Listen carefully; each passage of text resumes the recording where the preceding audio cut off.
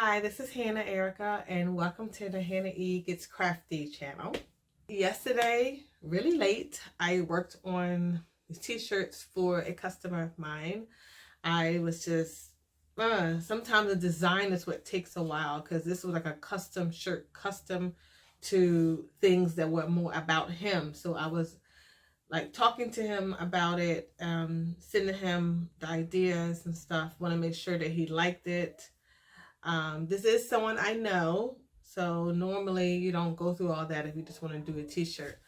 I also wanted to kind of highlight some errors that I made with the vinyl. And when you're using it for business purposes, you kind of want to keep the mistakes down to a minimum because it gets expensive wasting stuff.